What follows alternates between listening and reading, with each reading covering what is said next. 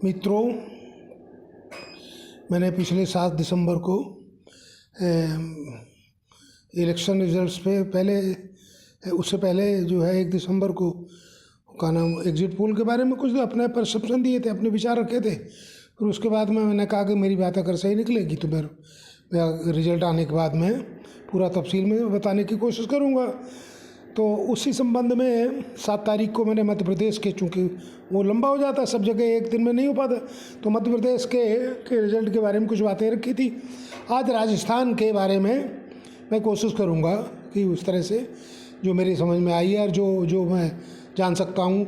मैंने बताया था कि राजस्थान में बड़ा नेक टू नेक फाइट रहेगी, ये उसमें बताया था, क्या नाम, एक तारीख के, क्या नाम, उसमें एग्जिट पोल के परसेप्शन में, और मतलब नेक टू नेक फाइट रहेगी। और जो बीएसपी वाले हैं, आरएलडी वाले हैं, आप पार्टी के भी लोग हैं, और ये क्या नाम, भीम आर्मी के चंद्रशेखर रावण की कुछ लोग इन्होंने अपनी सपोर्ट दी थी।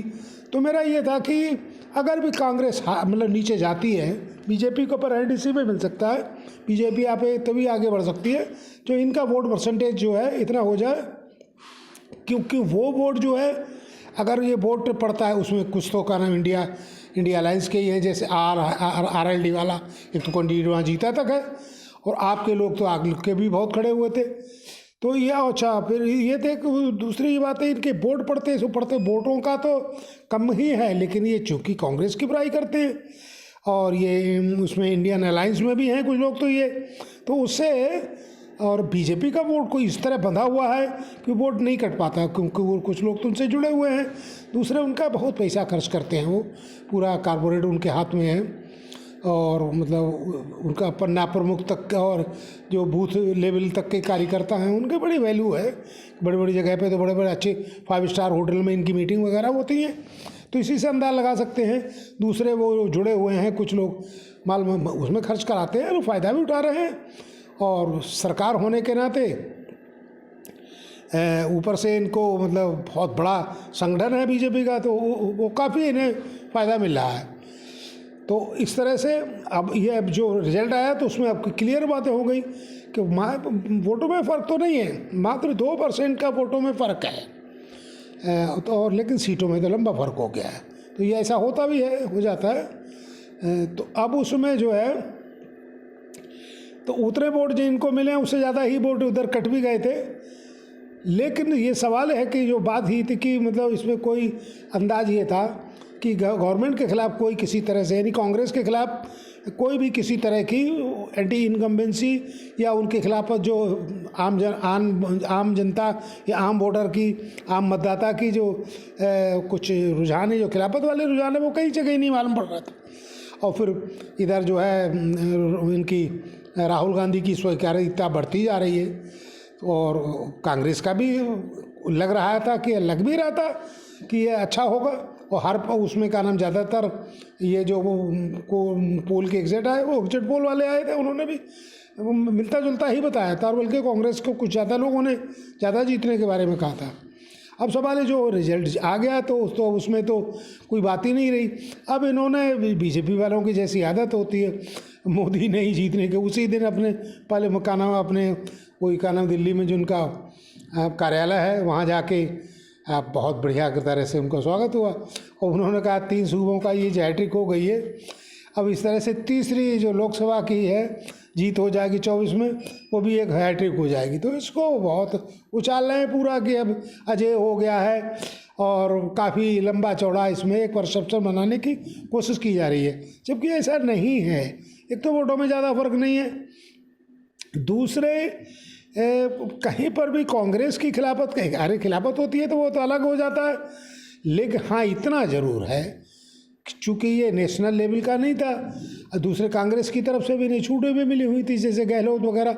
अच्छा, गहलोत का शुरू से ही रहा है अपने हिसाब से, तो उन्होंने पूरा अपने नफ़ा नुकसान के हिसाब से उन्होंने पूरी सरकार चलाई, और उनकी सरकार के खिलाफ, जैसे उनके जो क्या नाम, ये उप मुख्यमंत्री रहे जो बनाया गया था सचिन पायलट को, उन्होंने कहा भी था कि जो इनकी वसुंधरा राजे के खिलाफ जो इनके खिलाफ प्रश्न आया था, कहना वोटों का रुझान आया था और इसलिए वो सरकार से हटी थी, तो इसको क्यों ना हाईलाइट किया जाए और इसका फ़ायदा उठाया जाए या इसको कायदे से सोचा जाए।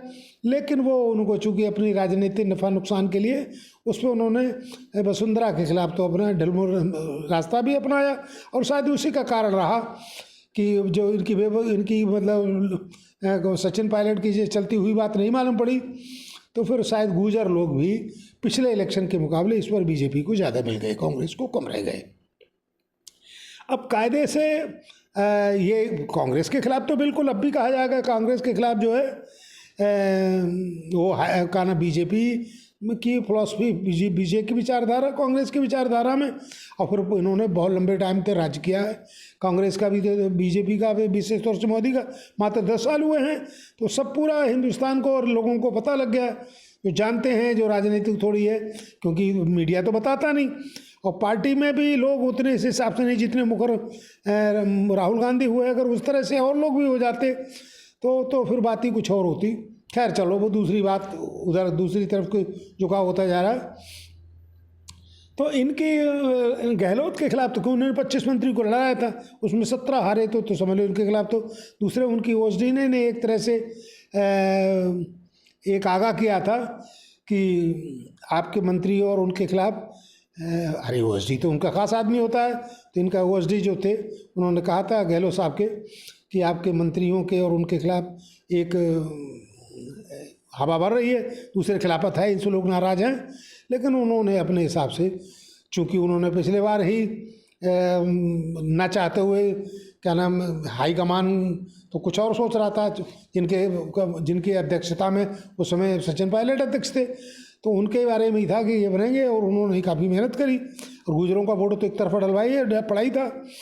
खैर वो नहीं बन पाए, तो लोगों ने फिर उस तरह से एक अंदाज लगा कि ये चीज़ उन्होंने फिर सोचा इसी तरह की बात, क्योंकि वो तो राजनीतिक बड़े जादूगर करके मशहूर हो ही गए हैं कि राजनीतिक का, लेकिन उससे नुकसान क्या हुआ, कांग्रेस को तो नुकसान हो गया। खैर अब सवाल इस बात का है कि जिस तरह से अगर एक इलेक्शन हो गया है और क्या 224 को जिस तरह से मोदी साहब या उनकी बीजेपी पार्टी एक तरह से पूरा हाईलाइट कर रही है, ये पूरा परसेप्शन बना रही है, पूरा हाइप एक तरह से कर दिया है कि वो अब तो ये 24 का तो ये जीतेंगे और 400 से अगली बार 400 से पार। अब 224 का जरा इसमें थोड़ा सा विश्लेषण कर लिया जाए या कायदे से देख लिया जाए तो 2024 का इलेक्शन राष्ट्रीय मुद्दों पे होगा। वहाँ पे कोई ना तो गहलोत होंगे, ना ही वसुंधरा राजे का परसेप्शन मतलब वो होगी, चेहरा होगा। वहाँ तो मोदी जी का चेहरा होगा, मोदी जी की असफलताएं, मोदी जी की विफलताएं, मोदी जी ने जिस तरह से इंडिया, और फिर उस समय, अभी इस समय तो थोड़े से अलग हो गए थे, फिर इंडिया अलायंस का हो रहा है कि अब सब लोग कह रहे हैं जो उनको समझ में आ भी रहा है सब लोगों को कि इंडिया अलायंस ही सब लोग मिलकर लड़ेंगे तभी काम ज़्यादा अच्छा होगा। अगर इन केस एक बार को नहीं लड़ रहे हैं, एक बात बता रहा हूँ, तो कांग्रेस को अपने हिसाब से ही इसको भुगतना पड़ेगा और उसको समझना पड़ेगा। और कांग्रेस और ये जैसे उनका बहुत बड़ा राजनीतिक भ्रष्टाचार जो उन्होंने मोदी जी ने कहा, एक भ्रष्टाचार तो पैसों का तो एक निश्चित तरह से अमाउंट होता है कि इतने करोड़ों का है, कि इतने लाख करोड़ का या इतने हज़ार करोड़ का। लेकिन राजनीतिक भ्रष्टाचार का मतलब हुआ कि आपने तो पूरा झूठ बोला था। 2014 में कितनी बढ़िया मनमोहन सिंह की सरकार चल रही थी, आपने हर बात में एक झूठ सब्जवाग दिखाया, झूठ बोल के आपने पब्लिक के साथ बहुत बड़ा धोखा किया। तो राजनीति में, डेमोक्रेसी में पब्लिक के साथ धोकर आपने जनमानस को गलत तरीके से, गलत बातों से प्रभावित कर दिया और एक सरकार बना ली। तो ये तो बहुत बड़ा राजनीतिक भ्रष्टाचार इस केस में कि वो सही बात है ही नहीं।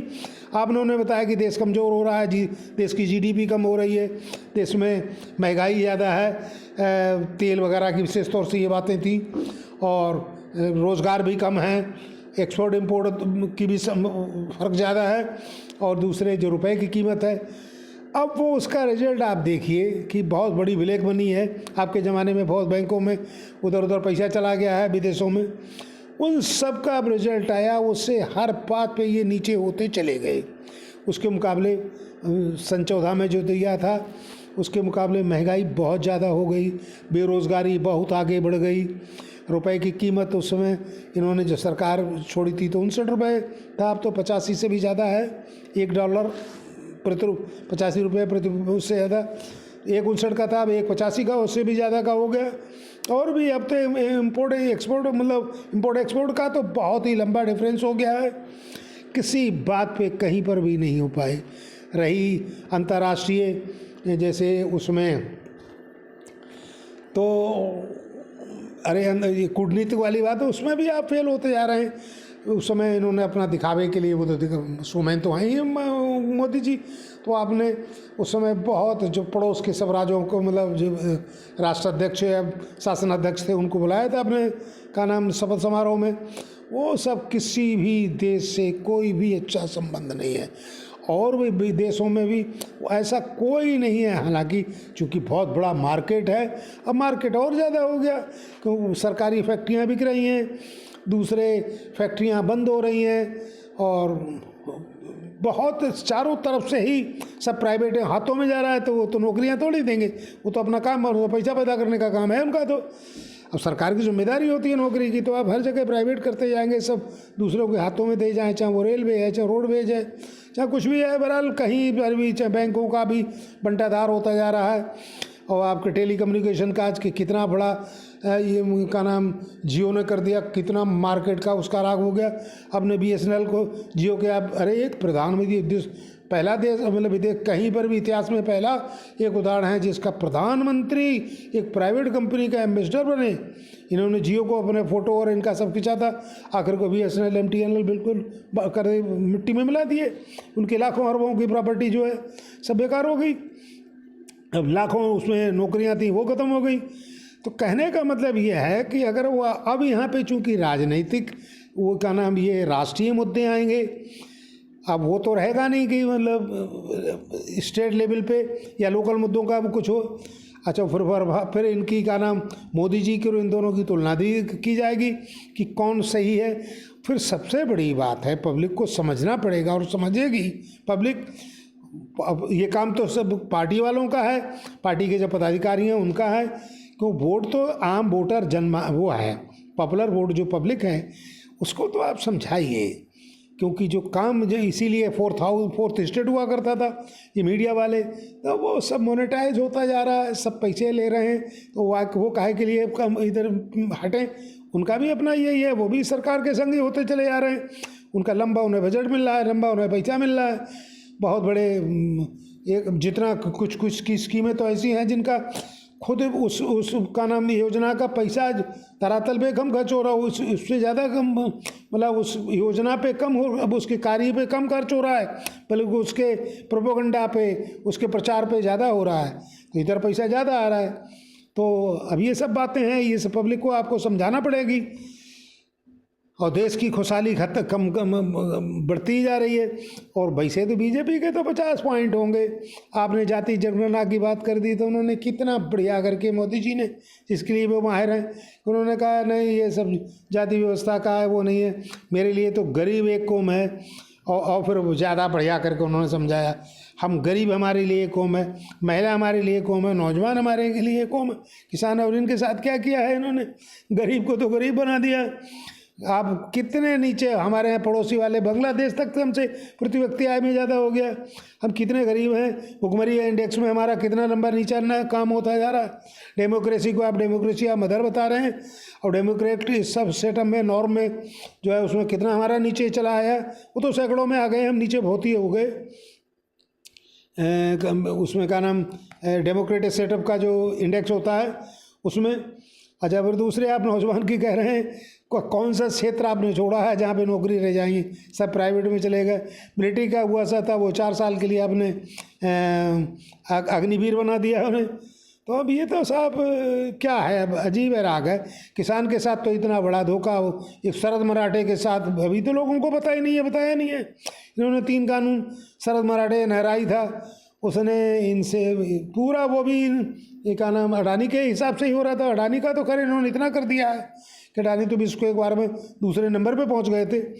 तो उसमें भी जो इनका नीति आयोग है उसने जो बनाई थी क्या नाम टास्क फोर्स बना था, उसमें सबसे बड़ी रोल इनका अडानी साहब का ही था। जो 3 कानून बने थे वो तो ये कहो कि समझदार लोग या जो बड़े बड़े किसान थे या उनकी समझ में आ गया किसी तरह से, थोड़ी सी बात कहीं ना कहीं पता लग गई ना, लोगों को बताया ही नहीं गया ये शरद मराठे कौन था, उसने क्या क्या, अगर ये कहीं कानून बन जाता तो जिस बाकी तो सब बंटाधार हो गया है। इकोनॉमी थोड़ी बहुत जो रह गई है किसानों वाली हिंदुस्तान में वो भी सब उधर ही चली जाती और फिर अब बारे के न्यारे हो जाते आदमी को। अभी तो ये 80 करोड़ लोगों को अनाज दे के काम भी चला रहे हैं, फिर तो पूरा हिंदुस्तान के वो तो अपने हिसाब से चलते काम, अपने हिसाब से खेती करते, अपने हिसाब से चीज़ बेचते, अपने हिसाब से खरीदते, अपने हिसाब से मार्केटिंग होती, यही सब उसमें था ही। अब ये बताने को तो खैर बहुत है लेकिन ये वीडियो लंबा हो जाएगा और चूँकि मेरी राजनीतिक या वैसी कोई जान है पहचान है नहीं, इसलिए लोग शायद देखना कम पसंद करते हैं, क्योंकि देखता हूँ कि मैं कम ही व्यूज होते हैं। फिर भी चूँकि मेरी अपनी आदत है इसलिए मैं इसको बताने की कोशिश करता हूँ। खैर चलो, बहुत बढ़िया, बहुत बहुत धन्यवाद, बहुत बहुत शुक्रिया।